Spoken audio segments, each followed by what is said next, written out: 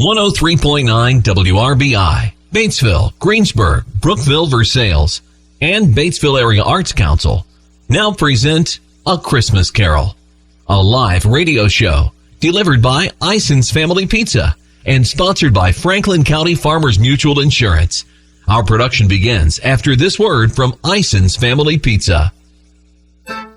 Cecil Ison from Ison's Family Pizza. We are hiring. We have open positions in our front and back of house, including counter and order taking, food prep, pizza making, and closing duties. Stop in at 117 East George Street and pick up an application today. Don't forget to pick up some pizza sticks with our amazing cheese sauce. Yummy. The award-winning Ison's Family Pizza, 812-933-0333, IsonsFamilyPizza.com, or 117 East George Street, downtown Batesville. The Batesville Area Arts Council and WRBI presents Charles Dickens' A Christmas Carol, the tale of a miserly man who comes to realize the true spirit of Christmas. When this story first appeared over 175 years ago, few observed Christmas other than at church. Few employers gave workers off for the holiday, and the jolly country celebrations of England's past were largely forgotten in the cities. But this little story helped transform Christmas from a staid religious holiday into the joyous season of faith, feasting, and goodwill it is to this very day. Dickens's Ghost Story of Christmas opens in London on a cold, snowy December 24th in the year 1843.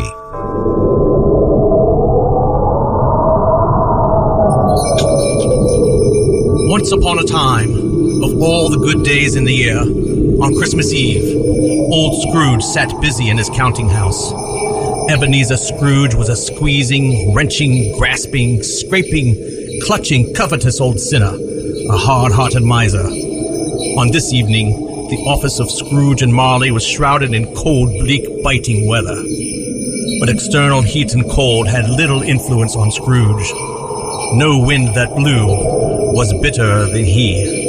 God bless you, merry gentlemen, let nothing you dismay.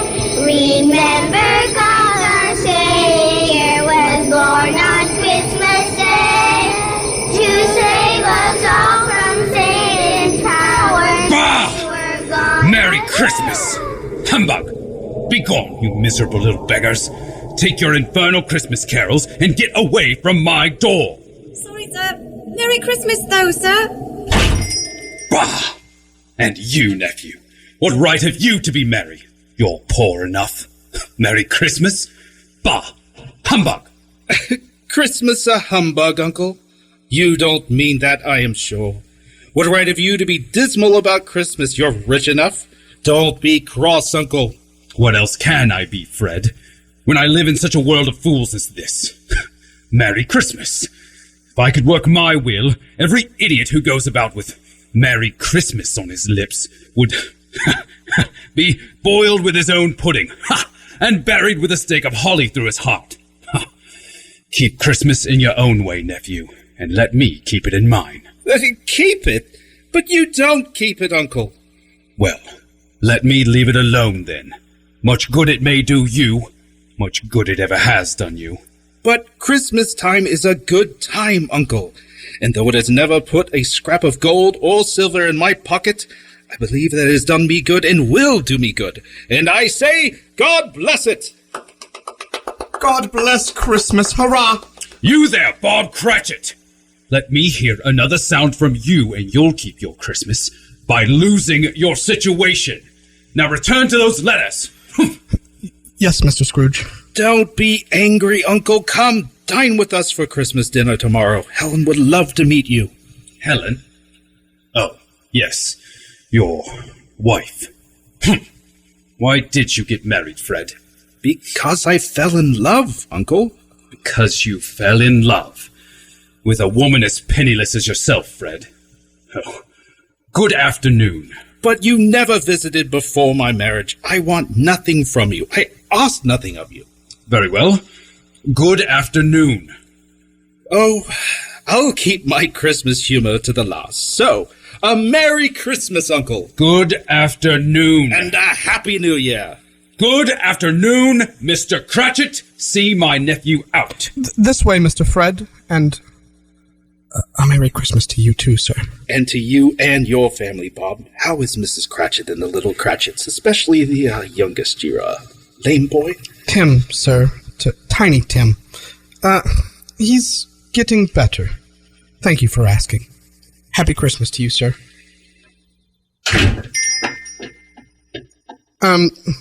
Two to see you, Mr. Good day, sir. Have I the pleasure of addressing Mr. Scrooge or Mr. Marley? Mr. Marley, my partner, has been dead these 7 years. In fact, he died 7 years ago this very night. I am Ebenezer Scrooge. Ah, well, at this festive season, Mr. Scrooge, we seek charity for the poor and destitute. You see, many thousands are in want of common necessaries. Hundreds of thousands are in want of common comforts, sir. Are there no prisons? Plenty of prisons. And the union workhouses, sir, are they still in operation? They are. I wish I could say they were not. The treadmill and the poor law are in full vigor, then? Both very busy, sir. Ah, I was afraid that something had stopped them in their useful course. Well, I'm very glad to hear it. Well, they scarcely furnish Christian cheer, Mr. Scrooge. And a few of us just wish to buy the poor some meat and drink and means of warmth. We do so now, because it is a time when want is keenly felt and abundance rejoices. So, what shall I put you down for? Nothing. Ha! You wish to be anonymous, sir. I wish to be left alone. I don't make merry myself at Christmas, and I can't afford to make idle people merry. I help to support the prisons and the workhouses. They cost enough. Let those who are badly off go there. Oh, but many can't go there. Yes, many would rather die. If they would rather die, then they had better do it and decrease the surplus population. I see. So the firm of Scrooge and Marley declines regarding... It is enough for a man to understand his own business, not to interfere with other people's. Mine occupies me constantly. Good evening, then. Very well. You've made your views quite clear. Good evening to you, sir.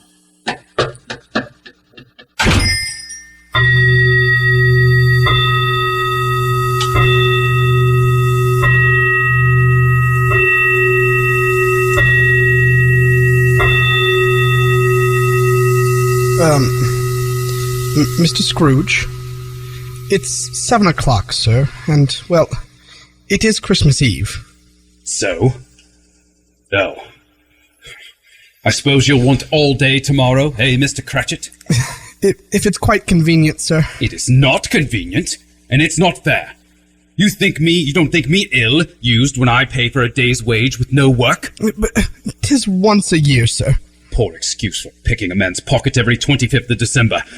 But I suppose you must have the whole day. Huh. Well, be here all the earlier the next morning, Mr. Cratchit. I will, sir. Thank you. And, Merry Christmas. Merry Christmas, indeed. Bah!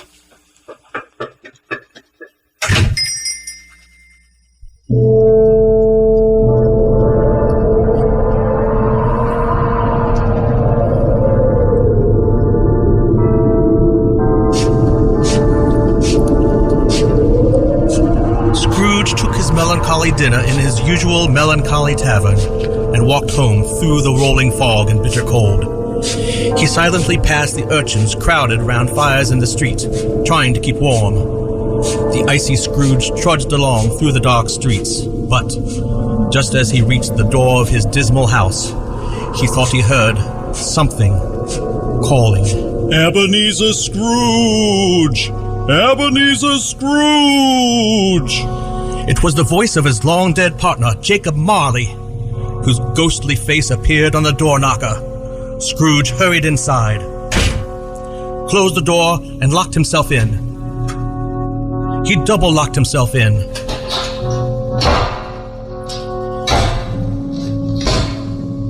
He checked the sitting room, bedroom, lumber room, all as they should be. Nobody under the table, nobody under the sofa. Nobody under the bed. Nobody in the closet. Secured against surprise, Scrooge put on his dressing gown and nightcap and sat down before the fire to take his gruel. When, suddenly... Huh. What is it? Every bell in the house must be ringing. What in the...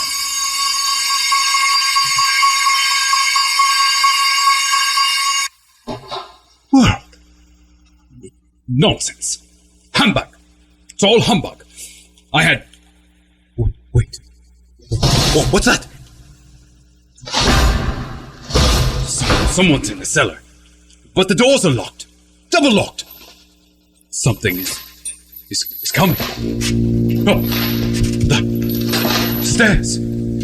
Closer. It's outside my door. It's humbug. I won't believe Scrooge! Ebenezer Scrooge! Ow! What do you want with me? Who are you? In life, I was your partner, Jacob Marley. You don't believe in me, Scrooge? Why do you doubt your senses? Disorder of the stomach makes them cheats. You're not a ghost. You're just a bit of bad beef, a blot of mustard, a fragment of underdone potato. Ha! There's more of gravy than of grave about you, whatever you are. Humbug! I tell you, humbug! Mercy! I believe you. I believe you. I must. Oh, dreadful apparition. Why do you trouble me? Why do spirits walk the earth? Why come to me? It is required of every man that the spirit within him should walk abroad among his fellow men. And if that spirit goes not forth in life, it is condemned to do so after death. Doomed to wander the world and witness what it cannot share, but might have shared, and turn to happiness. Oh! You are fettered, Jacob. Tell me why. I wear the chain I forged in life, link by link, yard by yard. I am chained by cash boxes, keys, padlocks, ledgers. Witness the weight and length of strong chain you bear yourself, Scrooge. It is a ponderous chain. I see no chain. You shall, on the day of death, mark me. In life, my spirit never rove beyond the narrow limits of our money-changing hole.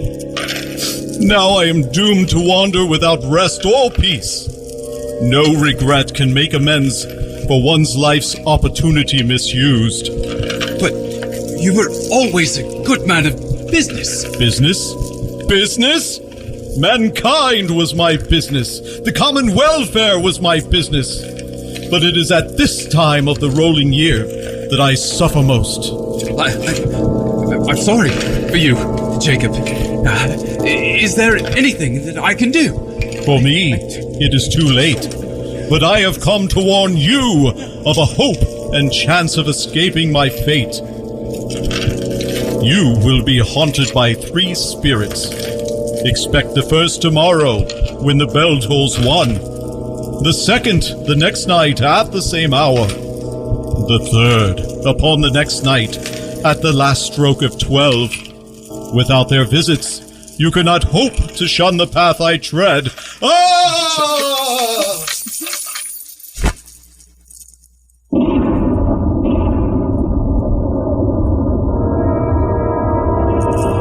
Ebenezer, look out this window. That poor woman and her infant huddled on the doorstep below.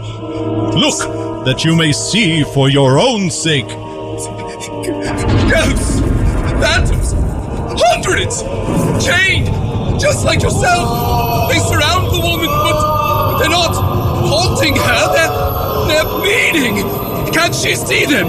Their anguish! Why do these ghosts lament, Jacob? Why do they wail? To aid her. They seek to do good in human matters, but have lost their power. Forever!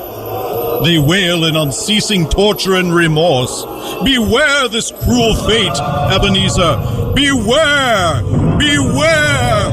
Ah!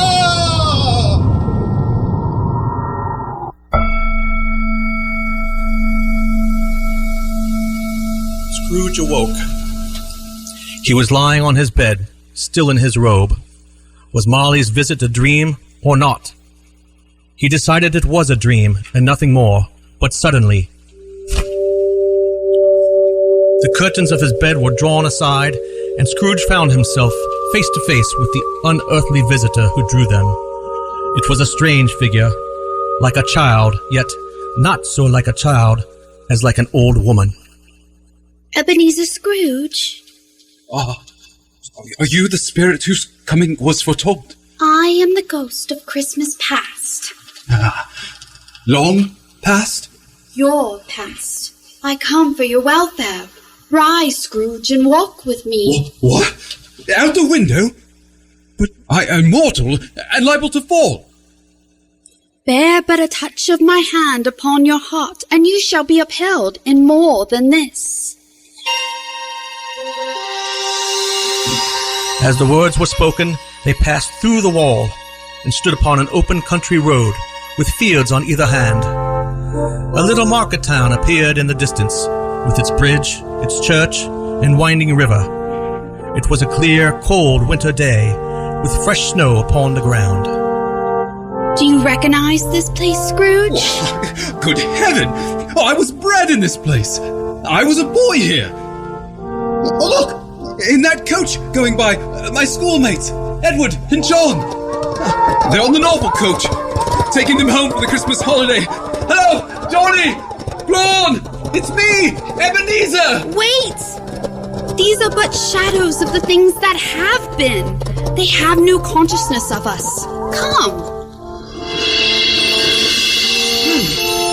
Oh. Why, it's my old schoolhouse. Alas, wasn't a place of learning, more like a prison.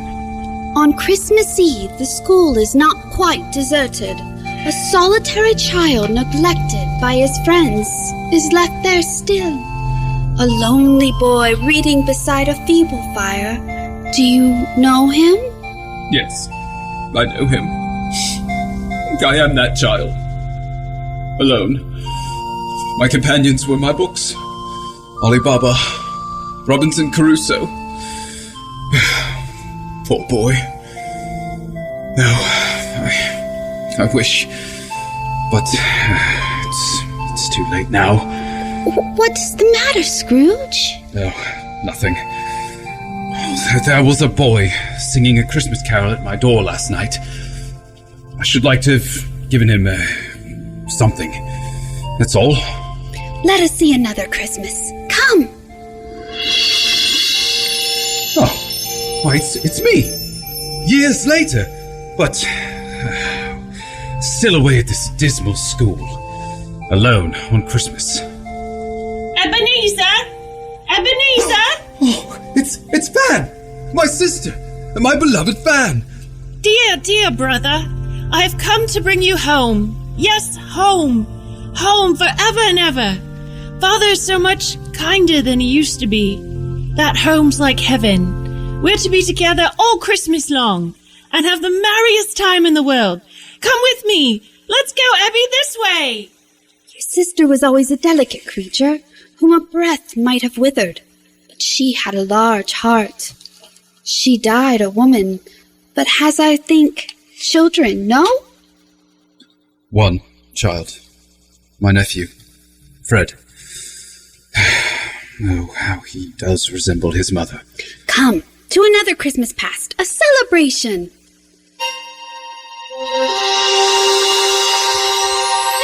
Fezziwig's warehouse? Why, I apprenticed here. Why, it's old Fezziwig, bless his heart. It's Fezziwig, alive again, at one of his Christmas parties. Yo-ho there, Ebenezer, Dick! No more work tonight. It's Christmas Eve. Ah, join in the festivities. Merry Christmas all. Come and dance. Hilly-ho! Do you recognize yourself, Scrooge? A young man with a twinkle in your eye and a future before you? You're quite enjoying yourself. Oh, it was a marvelous party, Spirit. With cake, punch, cold roast, mince pies, and plenty of beer. Look at old Fezziwig, how he dances. Oh, it's glorious. Oh, what a jolly time we used to have. It was a small matter for old Fezziwig to make these silly folks so full of gratitude. Small matter? Small indeed. He has spent only a few pounds of your mortal money, and look, it is so much that he deserves praise? Oh, it isn't that. It isn't that at all, Spirit. Fezziwig has the power to render us happy or unhappy, to make our service light or burdensome, a pleasure or a toil. The happiness he gives is quite as great as if it cost, fortune. What? Is something bothering you, Scrooge? No, I should like to say a word or two to my clerk, Bob Cratchit, just now. Scrooge, my time grows short. Quick, several years later. Oh, Belle! As beautiful as ever. A penniless girl who loved you, Scrooge. And I her. It didn't matter that she had no dowry. We were so happy together. Until your career with Jacob Marley came between you. As you gained, so you lost. Do you see yourself, Scrooge? You're older now, a man in the prime of life. Your face has begun to wear the signs of care and avarice. Your eyes are greedy, the eager, restless eyes of a miser. No. Spare me this. Not this, Spirit. No. This music box is a beautiful gift, Ebenezer, but I realize I matter little to you, very little. To protect yourself from a hard and cruel world, you have become hard and cruel in response. I have tried to cheer and comfort you, but another idol has displaced me. What idol could ever displace you, Belle? You now worship a golden idol. I have seen your nobler aspirations fall off, one by one. Oh, Ebenezer, you've become another man. I wanted security, success, for you, Belle. I seek tenderness, not riches. Therefore, even though it is Christmas, I release you from our engagement with a full heart for the love of him you once were. No, Belle, don't! Dear Ebenezer, may you be happy in the life you have chosen. Belle, no! Spirit, show me no more. Why do you torture me? Remove me. I cannot bear it. Haunt me no longer. No longer. There will now be a brief intermission. Please stay tuned. WRBI's Jim Williams has a brief intermission conversation with Batesville Area Arts Council President Paul Satchwill after this word from Franklin County Farmers Mutual Insurance. Franklin County Farmers Mutual Insurance at 125 Main Street in Brookville was founded in 1900, and they haven't raised rates since 1986. They're not just for farmers. Get your auto and home insurance through Franklin County Farmers Mutual Insurance Company, too. Visit their website at fcfarmersmutual.org. Looking for a local insurance company with local agents? Look no further. Franklin County Farmers Mutual Insurance, not just for farmers.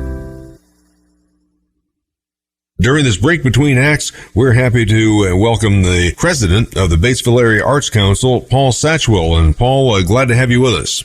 Yeah, thanks for having us, and thanks for helping us put this show together.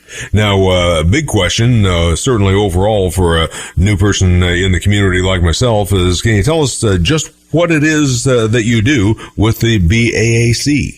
Yeah, the Batesville Area Arts Council, which is formerly known as the Rural Alliance for the Arts, came about in the late 1980s, and ever since then has focused on bringing art into our 6 area schools, and in the past 30 years or so has been able to contribute about $1 million to that endeavor, which it has really encouraged me to join the board years ago when I joined 8 years ago. But beyond that, we do a lot of work in the community. We do programs like this radio show. We have our annual art auction. We've worked with various other organizations to bring the Indianapolis Symphony Orchestra in. So really our heart and our goal is to bring quality art experiences to Batesville and really just enhance that quality of life. That sounds like a great enhancement, and it involves things other than just performances like we have tonight, or something on stage that people would go to an auditorium to see. Yeah, we have all kinds of different events. Depending on the time of year, you might catch us providing music at the local farmers market. Coming up, one of my other programs for this year as president is the Art of Podcast series, where we're highlighting local artists and their art, whether it's painting, clay, dance. So like I said, we really focus on bringing art to our community, but also supporting the artists who live here as well. So, Paul, this seems to be the sort of thing that is huge in much larger areas, metro communities like Indianapolis, New York City, LA, Chicago, and what a great touch it is for a small community like Batesville. It really is. When I started teaching here 9 years ago now, I immediately joined the Arts Council because I could tell it was something special, and I really feel like I've been empowered to help make a difference in this community in a very small way, but the Arts Council is in a much larger way. And so I think it's amazing that we have a lot of opportunities that other communities and surrounding areas of a similar size just don't get. And that's a credit to the people who serve on boards like the Batesville Area Arts Council. It's really exciting. Paul, we really want to thank you for coming in, and we do want to urge everyone to check out the site baacindiana.org and learn a lot more about the Batesville Area Arts Council. Thank you so much for having us, and again, for helping us put on this show. And for everyone listening, a big thank you from the BAAC for tuning in, and we hope you enjoy the rest of the show. That's Arts Council President Paul Satchwill. We'll be right back to the rest of A Christmas Carol shortly on 103.9 FM, the WRBI app, and WRBIradio.com. Cecil here from Ison's Family Pizza. Cup and char. Our Cup and Char pepperoni has been an area favorite for years. Cup and char. But we now have a new addition to our Cup and Char lineup, Cup and Char sliced sausage. Our sausage is a sliced mild Italian sausage that cups when baked. Cup and char. Our new Cup and Char sausage is available on all of our pizza lineup. Cup and char. Get your Cup and Char sausage or Cup and Char pepperoni at Ison's Family Pizza, 812-933-0333, IsonsFamilyPizza.com, or downtown Batesville.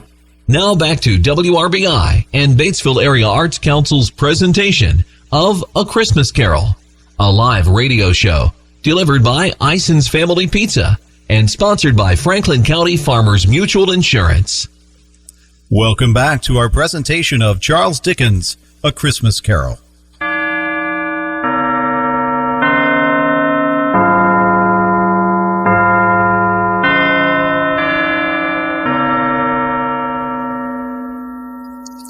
Scrooge found himself once more alone, back upon his bed.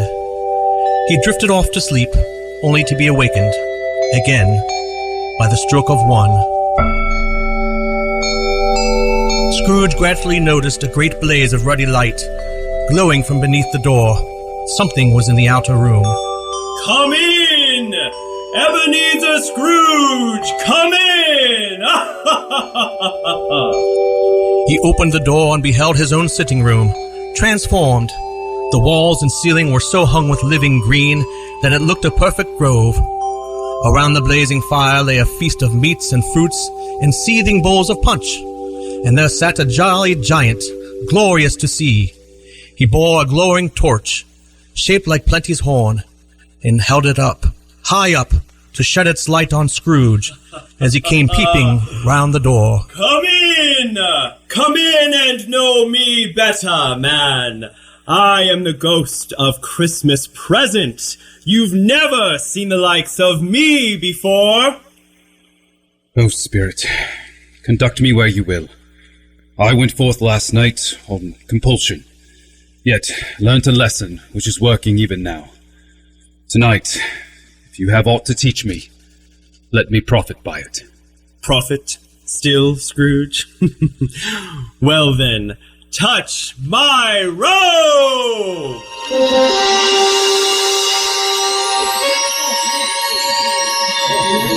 And instantly they were transported to the streets of London on a bright Christmas day. The shops were bustling, with jolly people completing their errands or returning from church. The grocers, the poultry and fruit shops, all were busy and all a delight. Presently, Scrooge and the Spirit came to Camden Town, to a humble house on a humble street. Well, this is the home of my clerk, Bob Cratchit, his wife and 4 children. Why are we here, Spirit? What has ever got your precious father, then, and your brother, Tiny Tim? But here's Martha, Mother! Hurrah! Oh, sorry I'm late, Mother. We had a deal of work to finish up late last night and to clear away this morning. Well, never mind. So long as you're come, sit ye down by the fire, my dear, and have a warm Lord bless ye. No! Father's coming! Hide, Martha, hide! Father! Peter! Belinda! What? Where's our Martha? Not coming? Not coming? Not coming upon Christmas Day? Here I am! Happy Christmas, Father! How did little Tim behave at church, Bob? As good as gold, Mother. And better, eh, Tim? They sang ever so nice, Mother. I hope the people saw me at church. Because I'm a cripple, it might be pleasant for them to remember on Christmas who made lame beggars walk and blind men see. Oh, bless you, my son. See, Mother, his heart is strong and he will get better. I know it. Oh, let's play game. Father, play the memory game with us. Please? Yes, and then we'll sing some songs and... Oh, look! Oh. Smell that goose! Hurrah! Look! There was never such a goose, never! All right, be seated. Here you go. Take your turn now. There's plenty of bread and potatoes for all of you. Eat them first. And later, plum pudding. Martha, dear, sit next to Tiny Tim and make sure he eats plenty. He must stay strong and well. If anything should happen to... Oh, Mother, don't even think that. I'll see that he eats well. Here, Tim. Quiet, please, quiet. Such a feast requires a Merry Christmas to us all. God bless us. God bless us. God bless us. God bless us. God bless us. Everyone. Tell me, Spirit. Tell me if Tiny Tim will live. I see a vacant seat by the chimney, and a crutch without an owner, carefully preserved. If these shadows remain unaltered by the future, the child will die. No, kind Spirit, say he will be spared. Why? If he be like to die, he had better do it, and decrease the surplus population. Oh, you use my own words against me. Yes! Perhaps in the future you will hold your tongue until you have discovered what the surplus population is and where it is. It may be that in the sight of heaven you are more worthless and less fit to live than millions like this poor man's child. Now the punch steaming hot. Take a turn. Enough for a toast and one after that. Oh. A toast! A toast! A toast to Christmas! Here. I would like to propose a toast to Mr. Scrooge, the founder of the feast. To Mr. Scrooge. Oh, the founder of the feast indeed! I wish I had Mr. Scrooge here. I'd give him a piece of my mind to feast upon, and I hope he'd have a good appetite for it. Oh, my dear, it is Christmas Day. I'll drink his health for your sake, and the day's, not for his. Long life to him. A Merry Christmas and a Happy New Year. He'll be very merry and very happy, I have no doubt. Come, Ebenezer, to a gathering across town.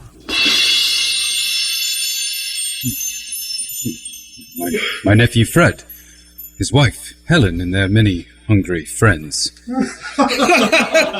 And then he said Christmas was a humbug, as I live, and he believed it too.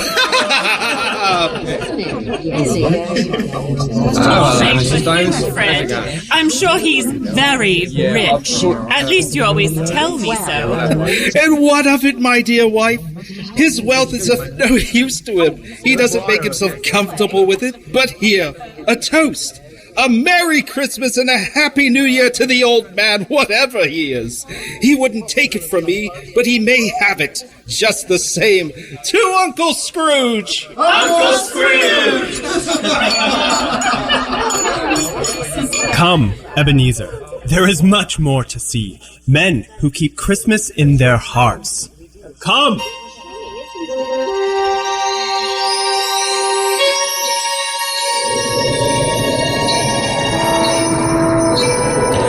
Much they saw, and far they went, and many homes they visited, but always with a happy end. The spirits stood beside sick beds, and they were cheerful. On foreign lands, and they were close at home. By poverty, and it was rich. In almshouse, hospital, and jail, in misery's every refuge, the spirit of Christmas left his blessing and taught Scrooge as he went. Presently, they returned to the streets of London for the spirit's final lesson, but the spirit had aged. My life upon this globe is very brief. My time with you, Ebenezer, is almost done. Have you gained by what I have shown you of the good in most men's hearts? I don't know. How can I promise? Perhaps I'm too old to change. If it is too hard a lesson to learn, then look upon these. Oh! What? Two frightful, hideous, miserable children. Yellow, meager, scowling spirit. Are they yours? They are man's. This boy is ignorance, this girl is want. Beware them both, and all of their degree. But most of all, beware this boy. For on his brow I see that written which is doom. Unless the writing be erased, without the spirit of Christmas to comfort them, narrow puritanism and greed would release these wretched beings upon the world. But spirit, have they no refuge or resource? Are there no workhouses? Are there no prisons? Are there no workhouses? Are there no prisons? Are there no workhouses? Are there no prisons? And with that, the ghost of Christmas present dissolved into the mist, and Scrooge stood alone upon the street. As the last stroke of midnight rang, Scrooge remembered the prediction of old Jacob Marley, and, lifting his eyes, he beheld the third spirit, a solemn phantom, shrouded in black, draped and hooded, coming, like a mist along the ground, towards him. Am I in the presence of the ghost of Christmas yet to come? You are about to show me shadows of things that have not yet happened, but will happen? Spirit, will you not speak to me? Oh, ghost of the future, I fear you more than any spectre I've seen. But as I know your purpose is to do me good, and as I hope to live to be another man from what I was, lead on. The night is waning fast, and it is precious time to me. Lead on.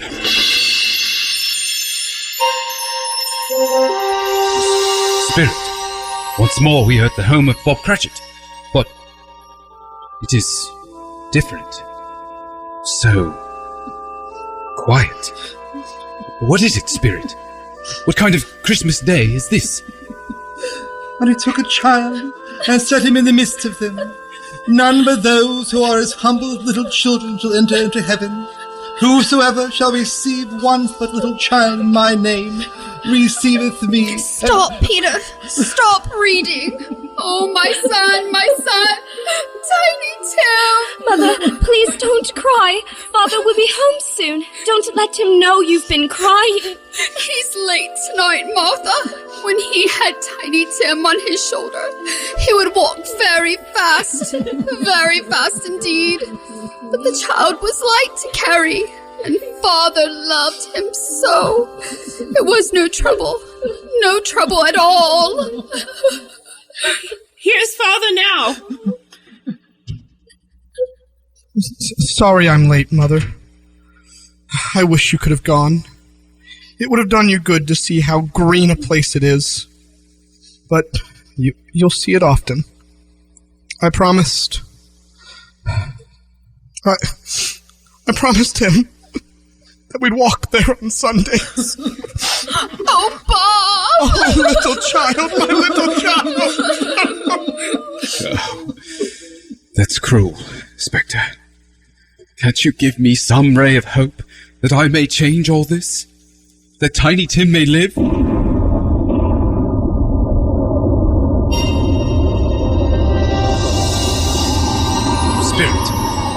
where are we now? Merciful heaven! A dismal, ruinous churchyard! Desolate! Lonely! Crumbling graves! Is poor Tiny Tim buried here? Tell me, Spirit, are these the shadows of things that will be, or are they the shadow of things that may be only? Spirit, that tombstone to which you point, what is written upon it? Wait! The name on the grave is Ebenezer Scrooge! Ebenezer Scrooge? No! No, Spirit! Why show me this if I am past all hope? Am I to be like Jacob Marley, like the other cursed ghosts, chained, wandering the earth forever? No! No! Spirit, hear me! I am not the man I was. Tell me that I may change these dreadful shadows. I'll honor Christmas in my heart. I'll try to keep it all the year. I'll live in the past, in the present, and the future, and not shut out the lessons they teach. I pray, please, Spirit, that I may sponge away the writing on this stone. I beg you. I'll change. I'll change. I pray. I pray. I'll change. I'll change. Please. Please, I'll change. Why? What's this? My bedposts. I'm home. In my own bed. In my own room. Oh, Jacob Marley, heaven and the Christmas time be praised for this. I don't know what day of the month it is. I don't know how long I've been among the spirits. I don't know anything. Oh, I'm as light as a feather, as merry as a schoolboy, as giddy as a drunken man. Oh, glorious light, fresh air. Oh, the window. Why,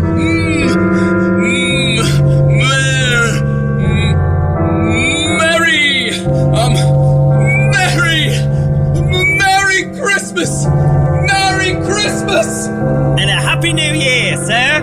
Boy! What's today?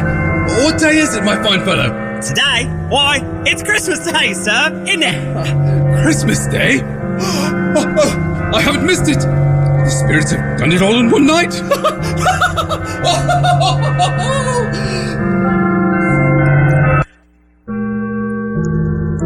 And so they had done it, all in one night.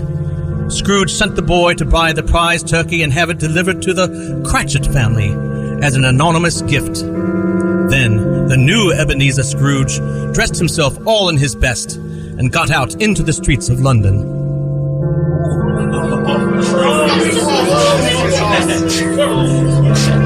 By this time, people were pouring forth, and Scrooge regarded all with a delighted smile and hearty holiday greetings. Merry Christmas! Merry Christmas! Oh, Merry Christmas! Merry Christmas! By mere chance, Scrooge came upon the charity seekers he had dismissed yesterday, but today he apologized and made a large donation to their worthy cause, with many back payments included. He continued to the door of his nephew Fred, who was in the midst of Christmas dinner with his wife and their many hungry friends.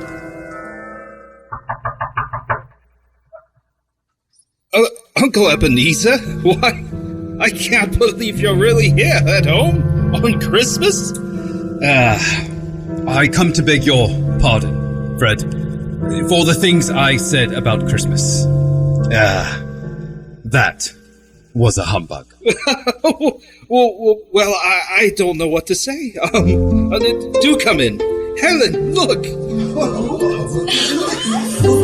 Well, may I present my wife, Helen? Uncle Ebenezer, I never expected this of you. Oh, Helen, so pleased to meet you.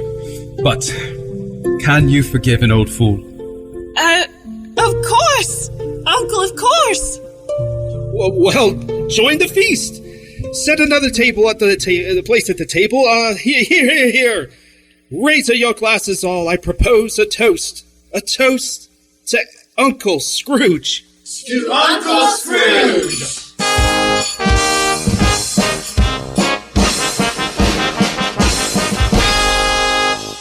And so Ebenezer Scrooge rejoined his family and rejoined the family of man. The next morning, Scrooge was early at the office. If he could only be there first and catch Bob Cratchit coming late. That was the thing he had set his heart upon. And was Bob ever late? The clock had struck 9. No Bob. 1:15. No Bob. Finally. Mr. Cratchit, what do you mean by coming in at this time of day? I am very sorry, sir. I am behind my time, and it shall not be repeated. I was making rather merry last night, sir. Bob Cratchit, I'll not stand for this sort of thing any longer, and therefore, I'm about to raise your salary. Oh, please, sir. You're going to raise my salary? My salary, but sir. Wait, no, Bob, I've not lost my senses. I've come to them. Oh, a Merry Christmas, Bob. A merrier Christmas than I have given you for many a year. Yes, I'll raise your salary and endeavor to assist your struggling family. We will discuss your affairs this very afternoon over a Christmas bowl of smoking bishop. Bob Cratchit, Merry Christmas! And Scrooge was better than his word. He became as good a friend, as good a master, and as good a man as the good old city ever knew. And to Tiny Tim, who did not die, he became a second father. And it was always said that Ebenezer Scrooge knew how to keep Christmas well. May that be truly said of us, all of us. And so, as Tiny Tim sagely observed, God bless us, every one.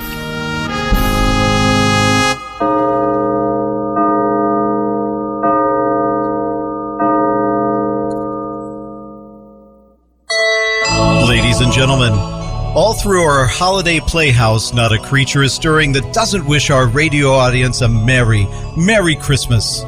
From our sound effects crew of joyful noisemakers, Merry Christmas. From our director and engineer, Merry Christmas. And from our wonderful cast, Merry Christmas!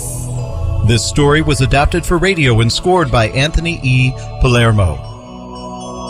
If our little production has provided you and your family with good cheer, then you have only to thank Charles Dickens, the founder of our feast in this fairy tale for the ages, especially our own. This has been a very merry production of A Christmas Carol, brought to you by the Batesville Area Arts Council and WRBI.